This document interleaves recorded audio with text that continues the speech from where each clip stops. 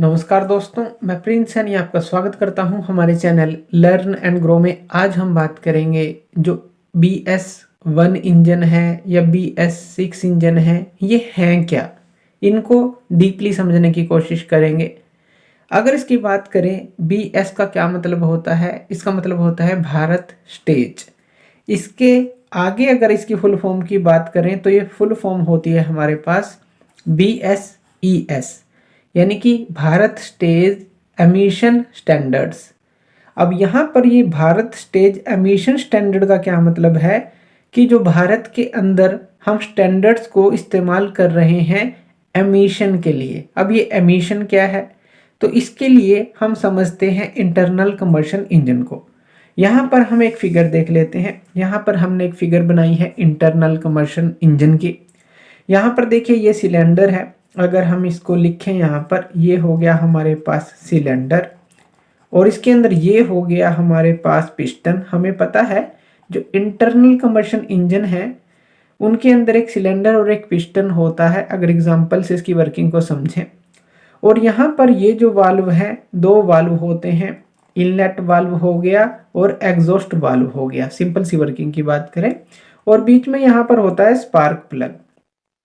अब internal combustion engine के अंदर चाहे हम पेट्रोल इंजन को ले लें या फिर डीजल इंजन को ले लें, मान लेते हैं पेट्रोल इंजन को लेते हैं, तो यहाँ पर पेट्रोल और जो एयर का मिक्सचर है कार्बोरेटर से होकर यहाँ पर इन होता है, जिसको हम इनलेट या फिर सक्शन स्ट्रोक बोलते हैं। जैसे कि यहाँ पर हमने लिखा है इनलेट और सक्शन स्ट्रोक पहला स्ट्रोक होगा, पिस्टन नीचे की तरफ मूव करता है।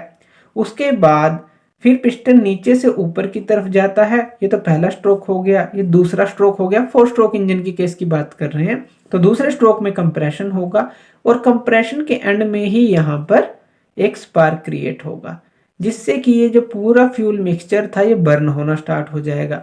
फिर से पिस्टन नीचे की तरफ आएगा, थर्ड स्ट्रोक होगा, जिसको हम एक्सपेंशन या फिर वर्किंग स्ट्रोक बोलते हैं, और जिससे कि हमें पावर मिलती है, व्हीकल आगे मूव करती है, यानी कि इंजन पावर दे रहा है।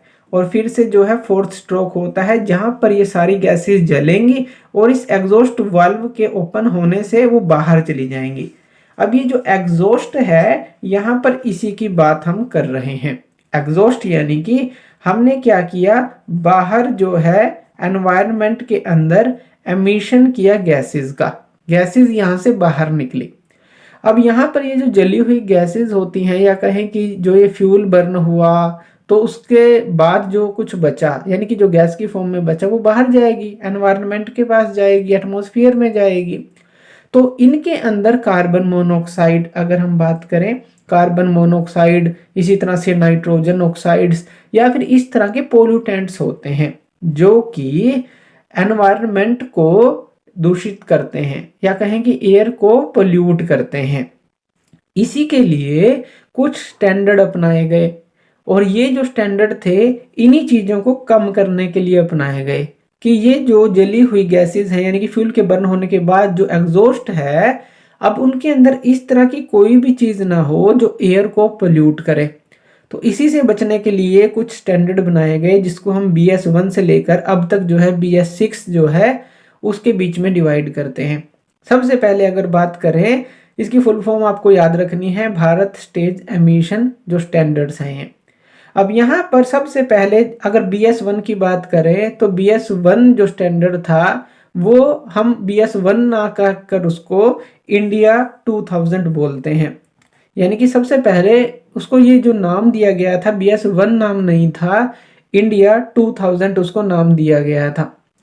अब ये जो इंडिया 2000 था, इसको नाम क्यों दिया गया था, क्योंकि 2000 के अंदर ही, जो 2000 साल था उसके अंदर ही इसको इंट्रोड्यूस किया गया था।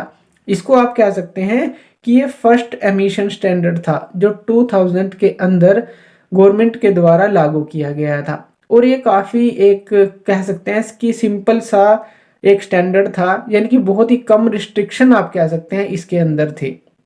तो सबसे पहले इंडिया 2000 की हम बात करेंगे BS1 ना कहकर।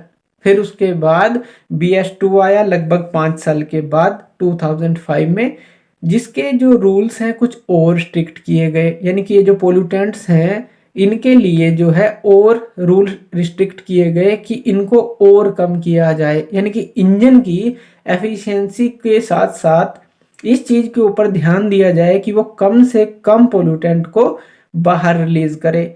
अब देखिए, अगर हम सिर्फ एग्जॉस्ट की बात करें, उसी को कंट्रोल करने के लिए, यानी कि इन पोल्यूटेंट्स की बात करें, इन्हीं को कंट्रोल करने के लिए पूरे इंजन की डिजाइन जो है उसके ऊपर हमें जाना पड़ता है, यानी कि पूरी परफॉर्मेंस के ऊपर जाना पड़ता है। बात सिर्फ एमिशन की नहीं है, यानी कि हम यहाँ पर पूरे इंजन की बात कर रहे हैं, उसके अंदर जो टेक्नोलॉजी यूज हो रही है, जो डिजाइन यूज हो रहा है।